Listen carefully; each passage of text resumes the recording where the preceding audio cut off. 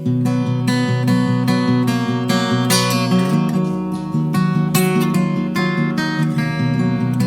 uma vez eu vou orar rapidamente, brevemente.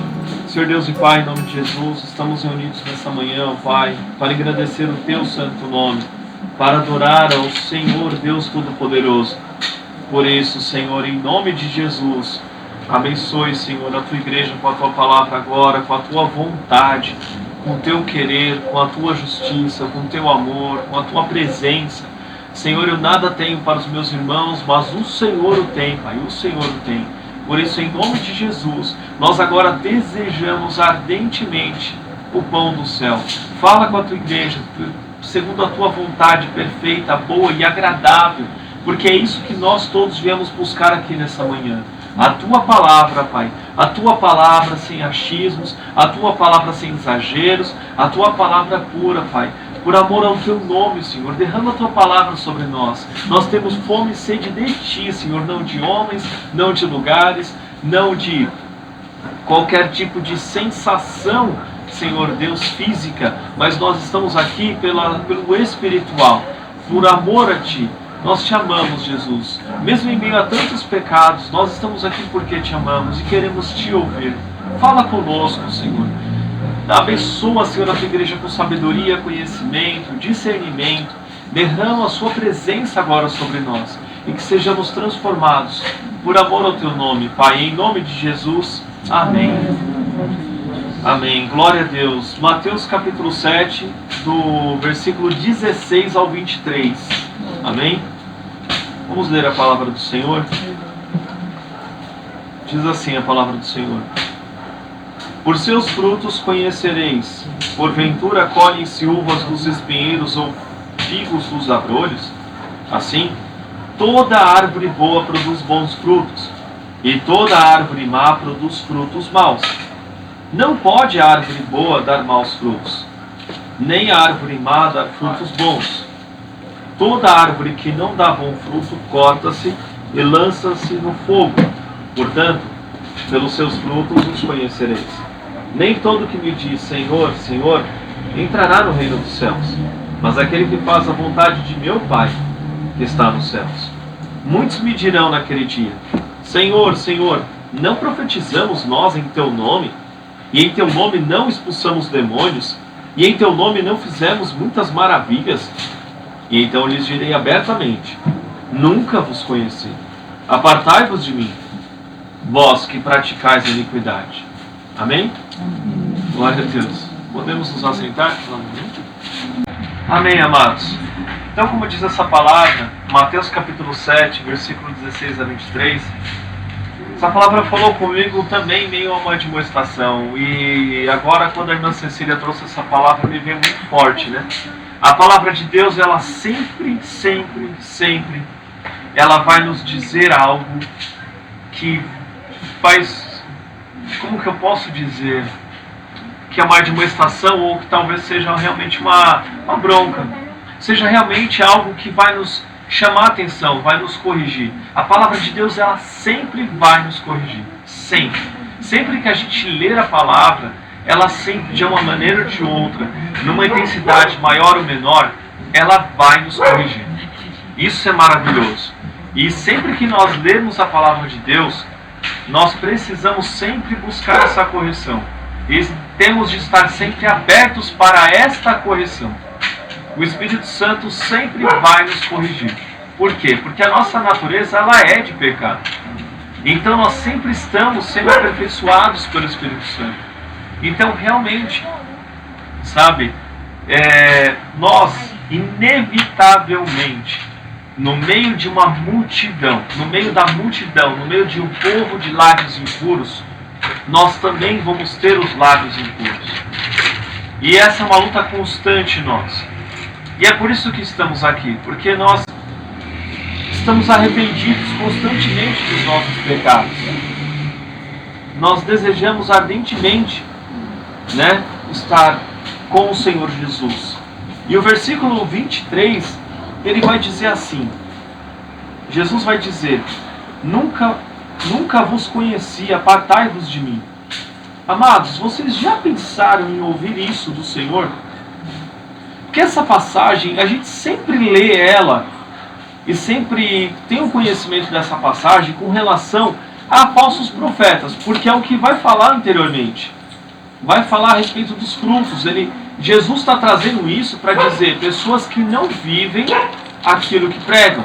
E geralmente, no nosso conhecimento, nas nossas discussões, nas nossas conversas, nós sempre usamos essa palavra, sempre colocamos essa palavra para falar realmente dos falsos profetas do nosso tempo.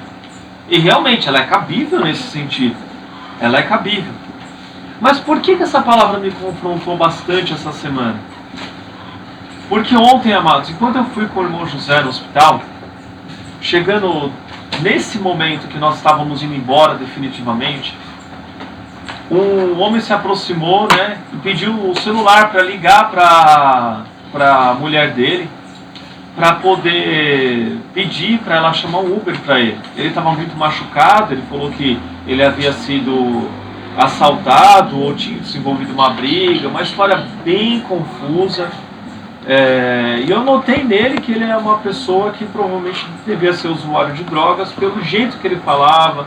A gente conhece, sabe? Depois que a gente trabalha um longo tempo com esse perfil de pessoa, a gente enxerga muito facilmente. No entanto, o irmão José já olhou para ele e falou: posso orar por você? E eu falei: nossa, e eu não disse a ele de Jesus, eu não disse nada. E ele: não, pode orar, pode orar. E o irmão José orou sobre ele, mesmo o irmão José naquele estado. Eu orei sobre ele, e ali a gente conversando, a gente viu que ele era desviado, que ele estava num caminho totalmente tortuoso, ele estava entregue realmente ao crime organizado, já tinha sido preso. Gente, era alguém que precisava ouvir de Jesus, sabe? E é nesse sentido que essa palavra realmente me cortou mais ainda nessa madrugada. Porque ele vai dizer o que aqui? Apartai-vos de mim que eu nunca vos conheci. Mas é importante lembrar que eles deram sinais de que estavam por Jesus. De que estavam por Jesus. Só que Jesus, ele não queria... Jesus, ele não veio simplesmente para confirmar sinais. Ele veio para transformar nossas vidas. Mas nossas vidas, elas estão realmente sendo transformadas? E é isso que eu quero hoje meditar nesse sentido. Os sinais, eles são bíblicos. Mas antes dos sinais, vem a transformação de vida, que nós devemos sim colocar como prioridade a transformação de vida. Sim, eu estava fazendo um estudo sobre a igreja, a história da igreja essa semana, e realmente, amados, nós temos dois perfis de igreja hoje em dia mais predominantes. A igreja que procura os sinais acima de tudo, e a igreja que procura, vamos dizer assim, a doutrina intelectualmente falando acima de tudo. O que acontece com esses dois perfis? Eles negam-se um ao outro. E aí eu lembrei muito de quando nós fizemos aqui um bolinho para o Josias. Eu queria falar isso mais pro final, mas me veio isso agora. O Eric, a gente falou: Eric, dá a mão para poder passar o álcool em gel. E o Eric deu uma mão. E a gente falou: mas Eric, tem que dar outra. E ele tirou uma para colocar outra. E assim, amados, em vez de ele dar as duas, ele ficou. E quantas vezes a gente não é assim, nesse sentido? Né? Eu quero sinal. Tem que ter doutrina. Então, peraí. Sabe? A gente faz a mesma coisa. Ao invés de dar as duas. Ao invés de procurar as duas coisas. Mas é importantíssimo a gente entender que a transformação de vida, ela sim, ela vem primeiro. Ela vem primeiro. Ninguém... Olha, as pessoas, elas podem se impactar. Podem se impactar por os sinais. Mas só que se elas verem um cisco em nós, amados, cai por terra. E eu vi isso, a Dara foi testemunha, a Dara conviveu com um rapaz incrédulo quando a gente trabalhava como missionário na praça. Esse rapaz, ele vigiava as nossas atitudes. Sinceramente, amados, podia chegar alguém de cadeira de roda, eu orar em cima, essa pessoa levantar, mas ele não ia crer se ele visse eu pecando. Isso é o que a palavra vai nos chamar para onde? Para conhecer verdadeiramente a Jesus. Então é sobre isso que eu quero meditar com os irmãos nesse dia de hoje. Mas vamos meditar nos versículos 21 a 23 especificamente. Eu só li do 16 até o 23 para a gente se contextualizar no sentido de fruto, no sentido de que realmente nós somos, né? Então, eu gostaria de pegar o versículo 21. O versículo 21 ele vai dizer o seguinte: nem todo o que me diz. O que significa aquele que me diz, aquele que fala com o Senhor, Senhor, aquele que chama de Senhor, aquele que se submete ao Senhor? Mas essa palavra dizer, eu gostaria de pegar o significado hoje das palavras para a gente meditar melhor no texto. Essa palavra diz, né? Por que é importante a gente pegar o significado? Porque quando a gente pega o significado original, a profundidade dele geralmente sempre é mais profundo do que o sentido que nós temos na nossa língua, tá? Porque a nossa língua, ela vai trazer algo aproximado, algo que está sendo adaptado ao longo do tempo. O texto bíblico foi escrito há mais de 2000 anos, então nós precisamos nos aprofundar no original. É importante nesse sentido. Então a palavra diz, ela vem, olha que palavra engraçada, lego. Ela é do grego lego, e ela significa afirmar, manter, ensinar, exortar, aconselhar, comandar, dirigir, apontar com palavras, intentar, significar, querer dizer e chamar pelo nome, chamar, nomear, gritar, falar, mencionar. O que significa?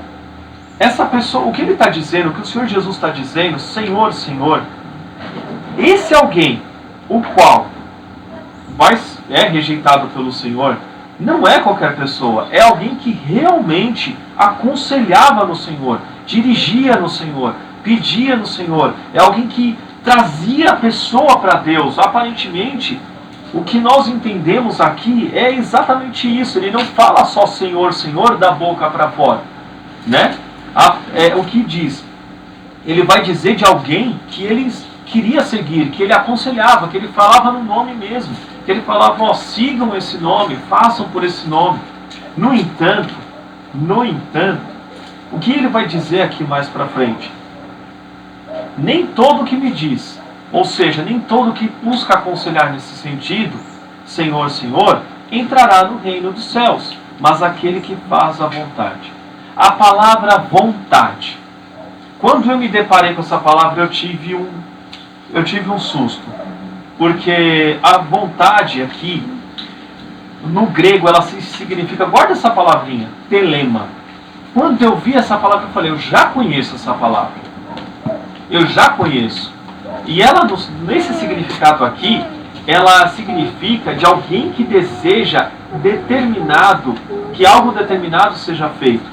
Alguém que tem um propósito, e nesse caso, do propósito de Deus de abençoar a humanidade através de Cristo. De que Deus deseja que seja feito por nós. Mandamentos, preceitos, vontade, escolha, inclinação, desejo, prazer, satisfação. Então assim, vamos dar uma pausa no texto bíblico, porque eu quero contextualizar os irmãos. Quando eu li telema, essa palavra para mim, na minha época de mundo, tem um outro significado. Eu não sei se os irmãos já ouviram falar de duas coisas. Código de telema ou de um nome chamado Aleister Crowley. Um dos dois vocês já ouviram falar. Então, Aleister Crowley ele foi um dos fundadores do satanismo moderno. Eu vou ler um artigo, eu resumi esse artigo falando sobre telema, e eu gostaria realmente de expor isso para vocês. Por quê? Porque isso aqui não é simplesmente um pensamento que rege a nossa época, tá? Isso foi algo que fundou todo o nosso tempo. O que eu vou falar para vocês é do início do século XX, 1904. Quando ele fundou isso, e eu creio muito mais, por exemplo, que esse tipo de filosofia rege muito mais a sociedade ao nosso redor do que qualquer tipo de política, de esquerda ou de direita que as pessoas dizem. Antes de tudo, eu vejo muito isso daqui, no topo de tudo. Diz assim, telema é um código de telema. E vocês já ouviram falar sobre aquele negócio, faça o que tu queres, há de ser o todo da lei? Alguém canta isso, não canta? Não é? Tem uma musiquinha de alguém que diz, faça o que tu queres, há de ser o todo da lei? Vamos lá. Telema, a palavra grega que significa vontade, é um sistema religioso que se pretende, baseado em uma lei filosófica desenvolvida no começo do século XX por Aleister Crowley, com elementos míticos, filosóficos, humanistas e de diversas religiões não patriarcais e orientais. O sistema foi reconhecido pelo Reino Unido como uma religião em 2009, recentemente. Faz o que tu queres, será todo da lei, amor é a lei, amor sobre vontade. Esta formulação, conhecida como lei telêmica, é entendida como a afirmação de que a manifestação da verdadeira vontade é o caminho para a vida plena e autodeterminação. Outras palavras que a gente vê completamente no nosso tempo. Para o sistema telêmico contemporâneo, a vontade livre deve estar de acordo com o amor, mas diferentemente do sistema estoico, reconhece em cada indivíduo uma vontade diferente, que define sua natureza individual. Nas obras de Crowley, no entanto, a verdadeira vontade aparece por vezes com a manifestação pura da vontade divina, só que esse divino que ele diz é algo só sobremaneira, sobrenatural, mas seria o próprio demônio, tá? Ele disfarça, ele coloca divino no sentido de que a gente aceite como algo bom, mas é algo que ele fez para demônios. Tanto é que essas coisas todas, Aleister Crowley ele teve no deserto do Egito, e ele diz que ele sofreu isso por influência de deuses egípcios. E a gente sabe que deuses egípcios são demônios. Enquanto em outras vezes é apresentada como mais próxima de uma forma de autorrealização pelo esforço pessoal, independentemente da existência ou não de qualquer divindade. Embora se apresente como um sistema baseado em filosofia, Telema incorpora muitos elementos de superstição, alquimia, magia, concentra-se em autoaperfeiçoamento por meio de práticas ocultistas, o que a filosofia muitas vezes ela rejeita, e sincretismo de diversos tipos de religiões. Os 4 pilares da Telema é dever para consigo mesmo, ou seja, o eu em primeiro lugar, então é o egoísmo total, é o orgulho total, a gente vê aqui a influência de Satanás muito presente. 2, dever para com os outros. 3, dever para com a humanidade. E dever para com todos os seres e coisas. Então o que isso significa? Por que eu tive que fazer um estudo sobre esse código de Telema? Porque se nós olharmos o que eu resumi aqui agora para os irmãos, é isso que a sociedade pensa. E é isso que a nossa vontade é impelida, guiada, preenchida para fazermos hoje em dia. É esse tipo. Não é essa vontade que o significado aqui do texto bíblico quer dizer que é o quê? Do viver para o propósito de Deus. A vontade de Deus aqui é viver para o seu propósito. Amados, e como é viver para o propósito de Deus? Como é? Nós estamos descobrindo. Toda vez que nós chegamos aqui e nos deparamos, ou aqui, ou que nem a nossa irmã Cida teve um sonho, teve esse devocional, toda vez que nós deparamos com isso, é a vontade de Deus se cumprindo nas nossas vidas. Isso é a vontade de Deus, porque Deus está falando, olha meu irmão, meu filho, vem mais para cá, anda mais por aqui. Isso é a vontade de Deus. E a vontade de Deus está presente na palavra dele. Deus tem a vontade dele muito presente em sua palavra, né? E é isso que nós precisamos compreender e buscar cada vez mais. E não a nossa própria vontade.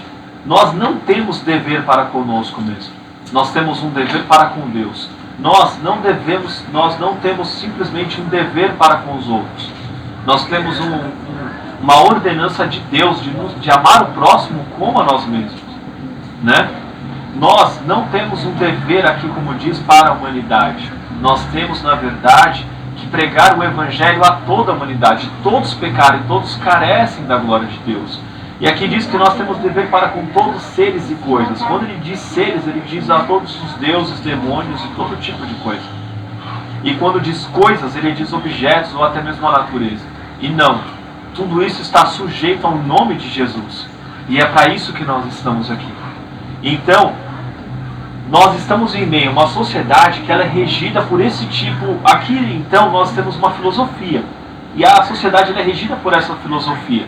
Mas não fica só no campo filosófico. Isso vai para o espiritual. Isso vai. Porque quem foi que primeiramente fez a própria vontade contrária de Deus e foi destituído da glória de Deus foi Satanás. Foi Satanás. Isso aqui é um puro satanismo moderno. Entende, amados? Não é simplesmente filosófico. Não é algo simplesmente que a gente acha que não é apenas um pensamento. Não é. É espiritual. Então isso aqui acaba desembocando, regendo o coração, o espírito das pessoas. E Satanás, ele encontra uma morada. E o que acontece conosco? Nós também estamos sujeitos a esse tipo de pecado. E é aqui, amados, que muitas vezes a igreja, ela deixa de viver a vontade de Deus para viver a vontade humana. Por isso que a mão ela levanta aqui e depois é outra coisa. Então ela baixa para pegar com a outra. Ela não levanta as duas mãos. Ela não busca. Nós como igreja, nós não podemos ficar limitados. Limitados onde? Em pensamentos pré-concebidos da vontade humana. Aquilo que vai nos fazer bem. Sabe? Constantemente a palavra de Deus ela é tida como um livro que muitas vezes é doce aos lábios, mas é amargo ao estômago. E exatamente isso que a palavra de Deus é. Constantemente ela não muda. Ela não muda. E eu agradeço muito a Deus, por momentos como esse da gente estar junto. E em meio de Deus falando coisas que muitas vezes parece que não nos machuca, dói um pouquinho, mas é para o nosso bem. É aquele remedinho maravilhoso para a nossa saúde.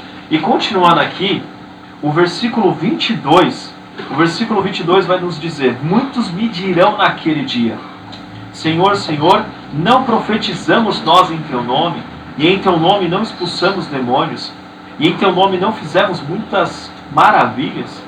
Amados, a igreja hoje em dia, é como eu disse, existe uma parte da igreja que busca somente as maravilhas. O que quer dizer essa palavra maravilhas? A tradução aqui, ela é dunamis, que significa poder. E exatamente poder, força, habilidade inerente, poder que reside numa coisa pela virtude de sua natureza. É um poder para realizar milagres. É um poder moral de excelência da alma. Poder de influência, né? É um poder, baseia-se nos exércitos, poder que consiste ou baseia-se em exercícios, exércitos de forças, multidões, entende? Ou seja, é um poder que vai desde o espiritual até o físico. Mas, no entanto, amados, o que Jesus vai dizer? Que esses homens, eles não viviam à vontade. Eles não viviam à vontade. E nós estamos reunidos porque muitos de nós aqui já experimentamos, acho que muitos exageros em diversos tipos de ministérios anteriormente. E nós temos uma tendência, amados, a sermos exagerados por sermos humanos. E acho que essa é uma marca do pecado em nós. E eu fiquei meditando, inclusive, que nesse último jejum não houve tantas visões, tantos sonhos, e isso me acendeu um ponto de interrogação. E eu comecei a orar ao Senhor. E o Senhor realmente me falou, sabe? Busquem simplesmente a minha vontade. Busquem minha vontade. O poder é de Deus. E Ele dá esse poder à sua igreja porque Ele quer ser glorificado. E tudo isso vai chegar. Né? Tudo isso vai chegar. E agora nós vamos para o versículo 23. O versículo 23 vai dizer: E então lhes direi abertamente: Nunca vos conheci. Apartai-vos de mim, vós que praticais a iniquidade. Então tem três palavras que eu quero meditar e fazer um contraponto aqui. Quando Jesus diz aqui, nunca vos conheci, no Novo Testamento, existem duas palavras para designar conhecimento. Tá? Uma delas é gnosco e a segunda delas é epistamai. Qual que é a diferença de uma palavra para outra? Epistamai é um conhecimento superficial. Tem do postar-se. Significa conhecer no sentido que se difere de gnosco. Ou seja, ela enfatiza um conhecimento bem superficial da coisa, né? É só você olhar, postar-se, é você olhar, você observar. No entanto, gnosco, né? E até outra palavra aqui que é oida, que é esse conhecer aqui é gnosco que está aqui. Ele significa o quê? chegar a saber, conhecer, obter conhecimento, tornar-se conhecido. E, incrivelmente, olha só isso que eu vou falar para os irmãos, expressa também, é usado, né, na expressão idiomática judaica para o relacionamento entre homem e mulher no seu matrimônio. Entende? Exatamente. É a mesma palavra. Gnosko. Glória a Deus, irmão. Rapaz, aceita aí, irmão. Glória a Deus.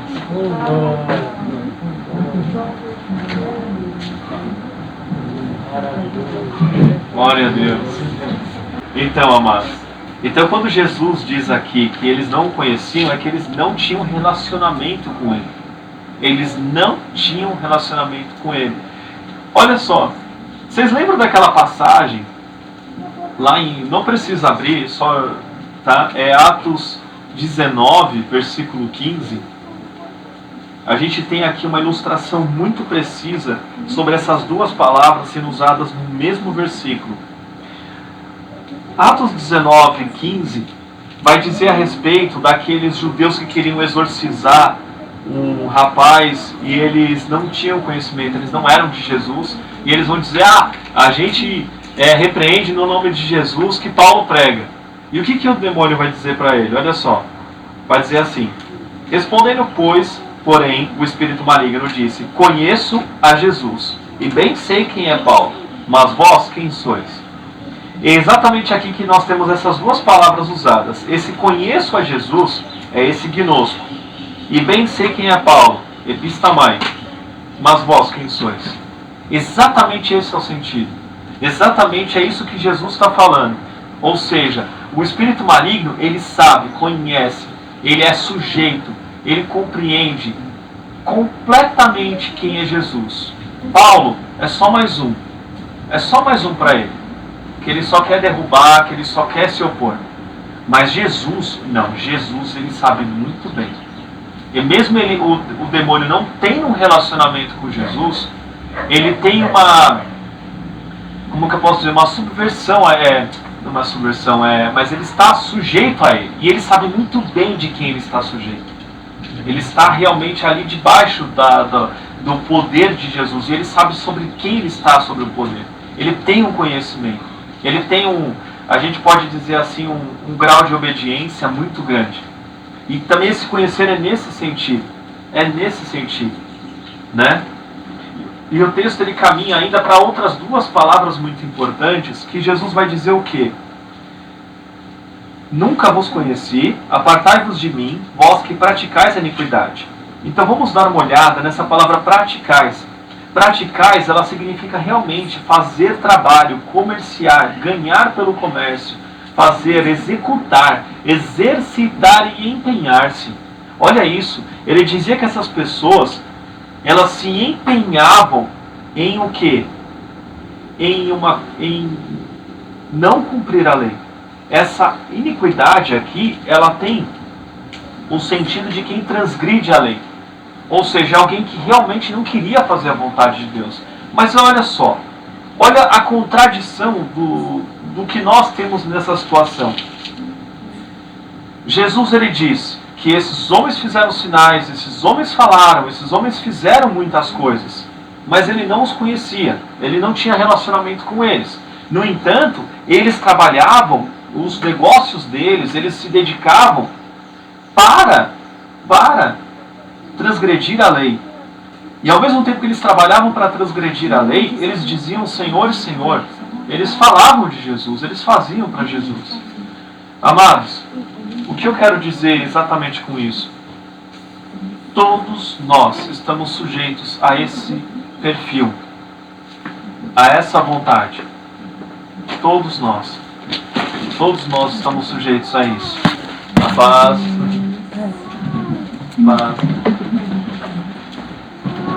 Glória a Deus. Então, amados, todos nós estamos sujeitos.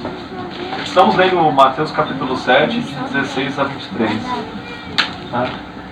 Então, todos nós estamos sujeitos a isso. Sujeitos ao quê? A não cumprir a lei. Todos nós. A nossa vontade ela sempre vai ser: não quero fazer a lei de Deus. A nossa vontade, ela sempre vai militar nesse sentido. E a vontade de Deus qual é? Conhecer a sua lei, conhecer aquilo que Ele quer, mesmo que não hajam maravilhas. Nós queremos ver esse poder de Deus. Esse poder de Deus, ele é lindo, ele é maravilhoso, ele é algo que é indescritível, né? E Jesus, ele fazia esses sinais. E Jesus é o mesmo ontem, hoje e sempre. No entanto, amados, agora, vamos para... Abram comigo, eu gostaria que os irmãos abrissem. Deixa marcado aí em Mateus capítulo 7, Oséias capítulo 8. É um pouco depois de Ezequiel, Daniel, Oséias. Amém? Vamos lá. De 1 a 3. Põe a trombeta à tua boca. Ele virá como a águia contra a casa do Senhor. Porque transgrediram a minha aliança e se rebelaram contra a minha lei. E a mim clamarão: Deus meu, nós, Israel, te conhecemos. Israel rejeitou o bem, o inimigo persegui-lo-á. E depois, no versículo 8 do mesmo capítulo, vai dizer: Israel foi devorado, agora está entre os gentios, como um vaso em que ninguém tem prazer. Depois, no versículo 14, vai dizer: porque Israel se esqueceu do seu Criador e edificou templos, e Judá multiplicou cidades fortificadas. Mas eu enviarei um fogo contra as suas cidades, que consumirá os seus palácios. Olha só, amados, eu me deparei realmente com esse versículo 3 aqui. Israel rejeitou o bem, o inimigo persegui-lo-á. Ou seja, o povo de Deus rejeitou a palavra de Deus, né? Então houve aí um castigo. E é isso que nós vemos aqui em Mateus capítulo 7. Quando eles rejeitam a palavra de Deus e Jesus os rejeita. Jesus os diz: apartai-vos, né? Exatamente é isso que acontece. Agora, só para finalizarmos, amados, para concluir mesmo, vamos abrir lá em Tiago capítulo 1, por favor. Capítulo 1, dos versículos 22 a 27. Tiago capítulo 1, 22 a 27, diz assim: e sede cumpridores da palavra, e não somente ouvintes, enganando-vos a vós mesmos. Porque se alguém é ouvinte da palavra e não cumpridor, é semelhante ao homem que contempla ao espelho o seu rosto natural, porque se contempla a si mesmo, e vai-se e logo se esquece de como era. Aquele, porém, que atenta bem para a lei perfeita da liberdade, e nisso persevera, não sendo ouvinte esquecidiço, mas fazedor da obra, este tal será bem-aventurado no seu feito. Se alguém entre vós cuida ser religioso, e não refreia a sua língua, antes engana o seu coração, e a sua religião é vã. A religião pura e imaculada para com Deus e Pai é esta: visitar os órfãos e as viúvas nas suas tribulações, e guardar-se incontaminados do mundo. Amados, eu gostaria de trazer dois sentidos importantes aqui, que Jesus traz nessa passagem, que Jesus traz no Evangelho. O sentido não é simplesmente a gente visitar literalmente somente os órfãos e somente as viúvas, mas é, na verdade, nós nos importarmos uns com os outros, nós amarmos uns aos outros, nós sempre pensarmos em como fazer o bem a alguém. Essas são as obras de Jesus. O que Jesus verdadeiramente, como Jesus cuidaria de alguém? Como que Jesus quer que a gente cuide?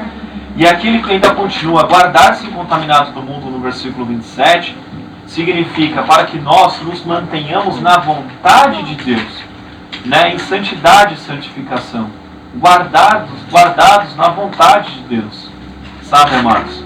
Em nome de Jesus, para que o Senhor seja exaltado, para que o Senhor seja verdadeiramente reagir no nosso meio, né? Por isso que lá em Marcos, agora só para concluir mesmo, Marcos capítulo 16, Marcos capítulo 16, de 15 a 18.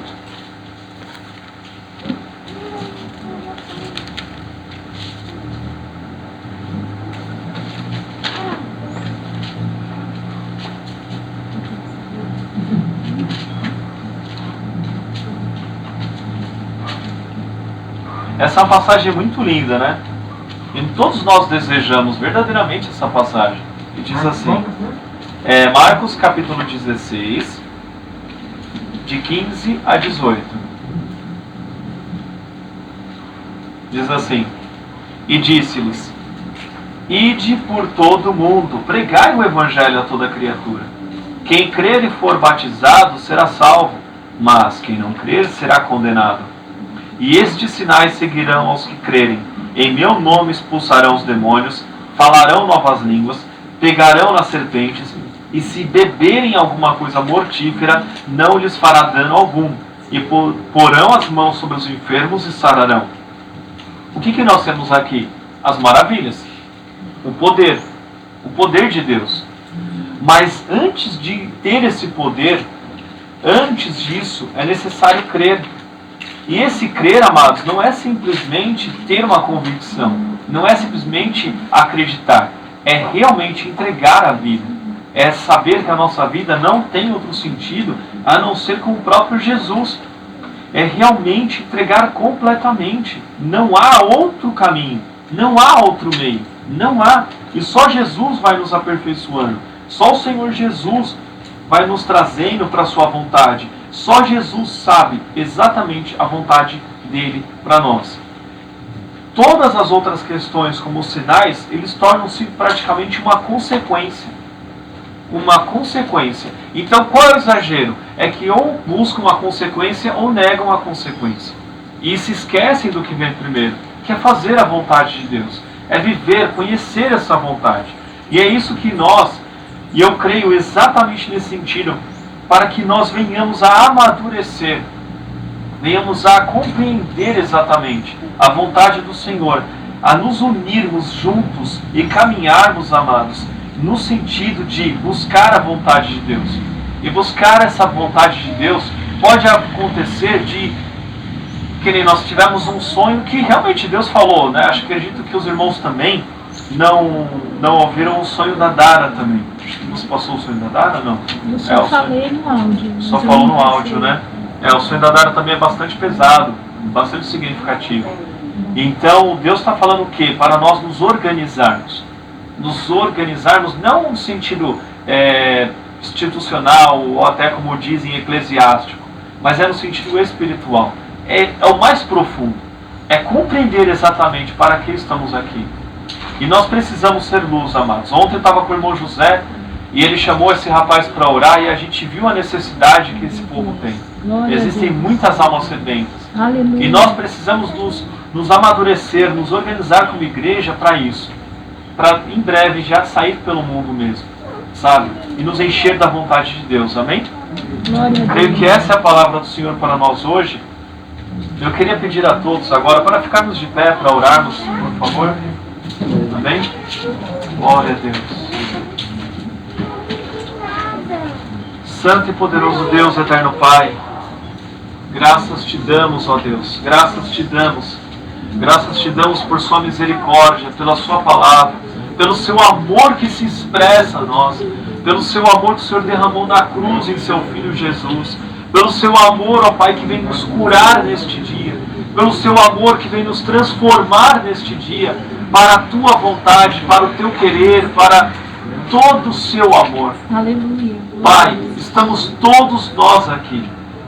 Estamos aqui, Senhor, nessa manhã unidos em unidade, porque desejamos ardentemente conhecer e fazer e obedecer à tua vontade. Ensina-nos, ó Deus. Ajuda-nos, ó Deus. Pai, abre o nosso entendimento para fazer a tua vontade. Nós desejamos ardentemente, Pai, os sinais. Nós também os queremos.